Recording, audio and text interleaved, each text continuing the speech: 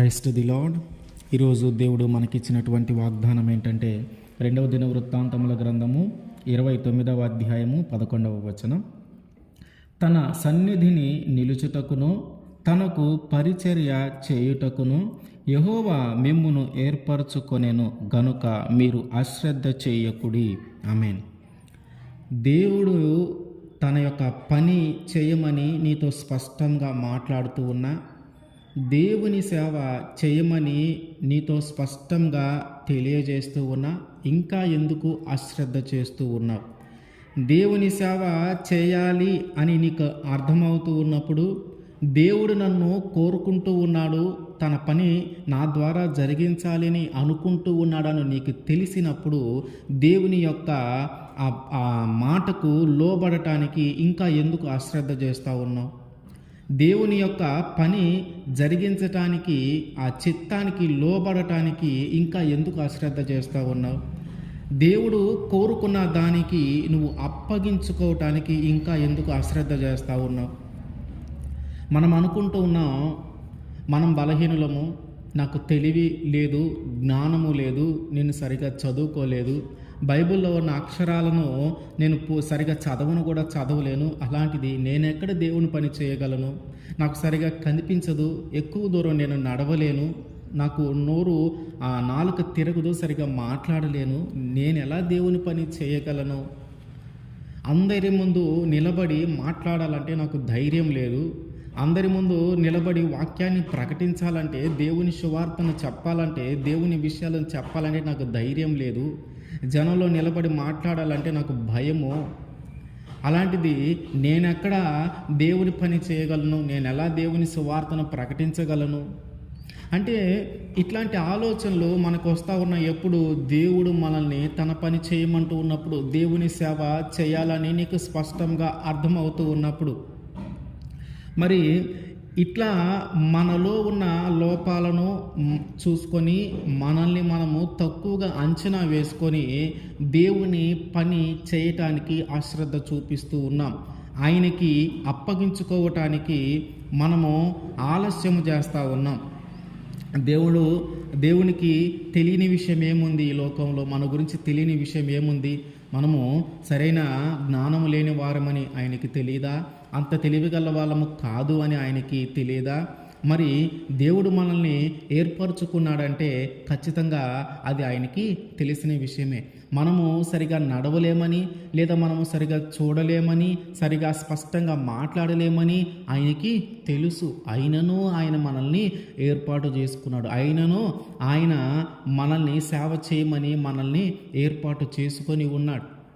మనము అందరి ముందు నిలబడలేమని, అందరి ముందు నిలబడి మాట్లాడలేమని, మనకి ధైర్యము లేదు అని భయపడే వారమని ఆయనకి తెలుసు. మనము స్పష్టంగా మాట్లాడాలంటే భయపడే వాళ్ళము అందరి ముందు అని ఆయనకి తెలుసు. అయినా సరే ఆయన మనల్ని ఏర్పాటు చేసుకొని ఉన్నాడు. కాబట్టి మనల్ని మనము తక్కువ అంచనా వేసుకోవటము అట్లా ఆపి, అంటే మనలో ఉన్న లోపాలను చూసుకుని దేవుని సేవకు అప్పగించుకొనకుండా దూరంగా వెళ్ళిపోవాలని ఆలోచన మానుకొని, మనలో ఉన్నటువంటి ఆ అభద్రతా భావాన్ని మనము తొలగించుకొని దేవుని చిత్తానికి అప్పగించుకోవాలా, దేవుని సేవకు అప్పగించుకోవాలా. అప్పుడు ఆయన ఏది తక్కువైనదో అది మనకి ఇస్తూ మనల్ని ముందుకి నడిపిస్తూ ఉంటాడు. మోషే గారిని దేవుడు ఏర్పాటు చేసుకున్నప్పుడు ఆయన చెప్పిన కారణం ఏంటి? నేను నోటి మాంద్యము కలవాడిని, నేను సరిగా మాట్లాడలేనయ్యా, మరి నన్ను ఎందుకు వేరే వాళ్ళని ఏర్పాటు చేసుకో అని ఆయన అంటూ ఉన్నప్పుడు ఆయన ఏమన్నా వదిలిపెట్టాడా? దేవుడు నీకు ఏదైతే తక్కువగా ఉందో నేను దానికి తగినటువంటి ఏర్పాట్లు నేను చేసి ఉంచుతాను, నువ్వు మాత్రము నా పని చేసుకుంటూ ముందుకి వెళ్ళు. అంటే మనలో ఉన్న లోపాలను చూసుకుని మనము దేవునికి దూరము కాకూడదు. అంటే దేవునికి అప్పగించుకోవటానికి మనం అశ్రద్ధ చేయకూడదు. మనము దేవుడికి అప్పగించుకోవటానికి ఎక్కువ సమయాన్ని తీసుకోకూడదు. దేవుని పరిచర్యను మొదలుపెట్టడానికి, దేవుని సేవను మొదలుపెట్టడానికి మనము అశ్రద్ధ చేయకూడదు. మనలో ఏదైతే లోపం ఉందో, మనలో ఏదైతే భయమో, మనం భయపడేది ఏదైతే ఉందో అదంతా దేవునికి తెలిసినదే. అది తెలిసినా కూడా ఆయన మనల్ని ఏర్పాటు చేసుకున్నాడు. మనము అందరి ముందు నిలబడలేమని తెలిసినా ఆయన మనల్ని ఏర్పాటు చేసుకున్నాడు.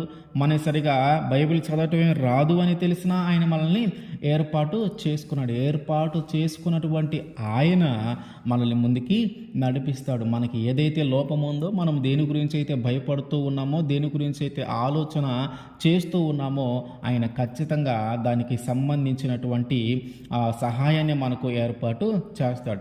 కొంతమంది మనసు స్థిరంగా ఉండదు. వారు ఊరుకూరికనే లోకంలోకి పడిపోతూ ఉంటారు. ఊరుకూరికనే లోకపు ఆలోచనలో పడిపోతూ ఉంటారు. లోక పాపంలో పడిపోతూ ఉంటారు. కొన్నిసార్లు అట్లాంటి వారిని కూడా దేవుడు ఎన్నుకుంటాడు. వాళ్ళు ఏమనుకుంటా ఉంటారంటే, నాకు నేనే పవిత్రంగా లేను, నాకు నేనే పరిశుద్ధంగా లేను, నన్ను నేనే కంట్రోల్ చేసుకోలేను, ఈ లోకంలో నేను ఊరికనే పడిపోతూ ఉంటాను, ఇంకా దేవుని చిత్తంలో నేను ఎలా నడవగలను, అంటే నాకు నేనే పవిత్రంగా లేకుండా నేను వేరే వాళ్ళకి పవిత్రంగా ఉండు అని నేను ఎలా చెప్పగలను, నాకు నేనే పాపంలో పడిపోతూ ఉండు, దాన్ని జయించలేక ఉన్నటువంటి స్థితిలో వేరే వాళ్ళను పాపము జయించని నేను ఎలా చెప్పగలను అని ఆలోచిస్తూ దేవుని యొక్క పిలుపునకు, దేవుని యొక్క మాటకు, దేవుని యొక్క సేవకు అప్పగించుకొనకుండా వారు కొంచెం అశ్రద్ధ చేస్తూ ఉంటారు. అయితే నీలో ఏదైతే బలహీనత ఉందో, ఏ పాపంలో అయితే నువ్వు తిరిగి పడిపోతా ఉన్నావో, ఆ పాపము గురించి కూడా దేవునికి తెలుసు. మొదట నువ్వు అప్పగించుకునేటకు ప్రయత్నం చేస్తే, నువ్వు దేవుని యొక్క సేవకు సంపూర్ణంగా అప్పగించుకునేటకు ప్రయత్నం చేస్తే, ఏ బలహీనత ద్వారా నీవు ఈ లోకంలో పడిపోతూ ఉన్నావో దానిని నీలో నుంచి తీసివేసి, ఆ చంచలమైన మనస్సును తీసివేసి ఒక స్థిరమైన మనస్సును ఆయన నీకు దయచేసి, దానిలో ఆ స్థిరమైన మనసు ప్రకారం నేను బలపరిచి ఆ తర్వాత నేను సేవకు ఉపయోగిస్తాడు. అంటే మనం ఏమనుకుంటా ఉన్నామంటే, మనము ఆ దేవుని ఆ లోపలికి వెళ్ళటానికి మనం భయపడుతూ ఉన్నాం. లోపలికి వెళ్తే మనం కరెక్ట్గా ఉండాలి, అంటే దేవుని ఆ పని మనం ఎంచుకుంటే మనం కరెక్ట్గా ఉండాలా, మనలో ఏ లోపం ఉండకూడదు, మనం ఏ తప్పు చేయకూడదు, మనం పవిత్రంగా జీవించాలా, మనం పరిశుద్ధంగా జీవించాలని. ఈ లోకంలో జీవిస్తున్నటువంటి మనము కొన్నిసార్లు మనము పాపం పడిపోయే స్థితిలో వచ్చినా కూడా దేవుడు మనల్ని కాపాడుతాడు. అంటే ఆ పాపం వైపు మనం వెళ్ళకుండా, ఆ పాపము మనము చేయకుండా దేవుడే మనల్ని కాపాడుతూ ఉంటాడు. మనం ఆయన మీద భారం వేయటమయ్యా, ఇదిగో నాలో పలానా లోపం ఉంది, కానీ నువ్వు నన్ను సేవకు పిలుస్తూ ఉన్నావు, ఇదిగో ఈ లోపంలో నేను పడిపోకుండా, ఈ బలహీనతలు నేను పడిపోకుండా నీవే నన్ను కాపాడాలా. ఆయనకు అప్పగించి మన బాధ్యత అంతా ఆయనకు అప్పగిస్తే, మన బాధ్యత అంతా ఆయనకు అప్పగించి ఆయన బాధ్యత మనం నెత్తి మీద పెట్టుకుంటే ఆయనే మనల్ని ముందుకి తీసుకొని వెళ్తాడు. కొంతమంది విషయంలో ఈ అశ్రద్ధ ఎలాగుంటుందంటే, దేవుడు వారిని పిలుస్తూ ఉన్నాడని వారికి స్పష్టంగా తెలుసు. దేవుడు వారిని సేవ చేయమంటూ ఉన్నాడని, పరిచర్య చేయమంటూ ఉన్నాడని వారికి స్పష్టంగా తెలుసు. కానీ వారు వేరొక మార్గాలలో వెళుతూ ఉంటారు. ఈ పని అయిపోయినాక దేవుడి సేవ చేద్దాం, ఈ పని అయిపోయినాక సమర్పించుకుందాం, ఈ చదువు అయిపోయినాక సమర్పించుకుందాం, ఈ ఉద్యోగం ఏదో అటో ఇట్లో ఉంది, ఇది సాధించినాక సమర్పించేసుకుందాం, లేదా వ్యాపారం మొదలుపెట్టాను అది అయిపోయినాక, లేకపోతే అది బాగా లాభాలు వచ్చినప్పుడు సమర్పించుకుందాం, దేవుని సేవ చేయటం మొదలు పెడతాం. ఇట్లా ఉద్యోగము, వ్యాపారము, విద్య, ఇట్లా రకరకాల పనులు ఏదో ఒకటి ఎంచుకుంటా ఉన్నారు, ఏదో ఒకటి పనిని ప్రారంభిస్తూ ఉన్నారు. ఇది అయిపోయినాక చూద్దాం, ఇది అయిపోయినాక చూద్దాం, ఇది అయిపోయినాక చూద్దాం. అంటే ఇటువంటి కారణాలు ద్వారా కూడా దేవుని యొక్క ఆ మహోన్నతమైన ఆ కార్యాన్ని మనము అశ్రద్ధ చేస్తూ ఉన్నాం. మనము గమనిస్తే యోనా గారి జీవితంలో ఏం జరిగింది? దేవుడు యొక్క పిలుపు ఆయనకి స్పష్టంగా తెలిసి, కానీ దేవుడు చేయమన్నది చేయకుండా వేరొక మార్గంలో వెళ్ళాడు. కానీ వేరొక మార్గంలో వెళ్ళినంత మాత్రాన ఆయన ఏమన్నా దరికి చేరగలిగాడా? తను అనుకున్నది సాధించగలిగాడా? లేదు. తెప్పలు పెట్టి ప్రాణాల మీదకి తెచ్చల్లా తిరిగి తన పని చేయించగలిగాడు దేవుడు. అంటే దేవుని పిలుపు నీ మీద ఉంది, దేవుని సేవ చేయాలని దేవుడు నిన్ను ఏర్పాటు చేసుకొని ఉన్నాడు, దేవునికి నీ మీద అట్లాంటి ప్రణాళిక ఉంది అని నీకు తెలిసి కూడా నువ్వు ఇతరుల పనులు ఏది మొదలు పెట్టుకున్నా అది చివరి దాకా నువ్వు చేయలేవు.